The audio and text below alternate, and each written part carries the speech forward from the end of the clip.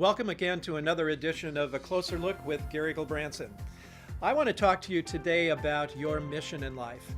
You know that corporations, they will spend hundreds of hours and thousands of dollars to come up with a mission statement. But how about you personally? Do you have a mission statement that defines your life? I was thinking about that this week and went back to something that crops up every so often for me as I define my own mission.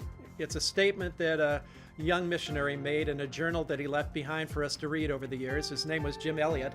Maybe that's a name that's familiar to some of you. Jim Elliot and some of his friends were missionaries to the Auca Indians in Ecuador. All 5 of those young men lost their lives. They were martyrs for the cause of Christ. But Jim Elliot had started a journal while he was a college student at Wheaton College, and in it he began to describe his mission in life. I'll never forget this statement. I've written it hundreds of times. I memorized it. It shapes my life.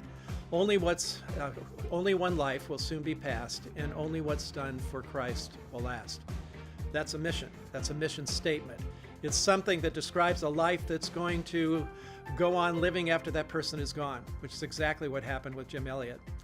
Some of you may remember Henry Blackaby, Southern Baptist preacher who put together a study series a number of years ago called Experiencing God. One of the things he said in his study series is that we ought to figure out where God is at work in the world, and then we ought to throw ourselves into it. And what he was basically saying is that we ought to have some kind of mission in life that we know is going to outlive us. That certainly is what happened with Jim Elliot. He had a mission in life that has outlived him, and it shaped the lives of men and women since the time that he went to be with Jesus. I want my life to be lived that way, and I think you do too. So you need to think about it. You need to be somewhat intentional about that. I think Jesus made it absolutely clear what his mission in life was. He came not to be served, but to serve and to give his life a ransom for many. That shaped everything he said and everything he did. So if it was good for Jesus and it was good for Jim Elliot, it's probably good for you too. Find that place where Jesus is at work in the world, and then throw yourself into it. And then allow coming out of that experience with Jesus to shape the kind of life that will outlive you on this planet. I think that's what God would have for his people in this day. We need to have that kind of influence.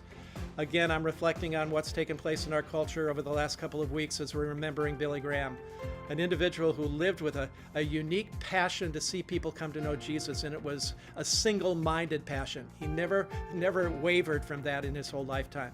That's the way we're supposed to live our lives. Grab hold of your mission.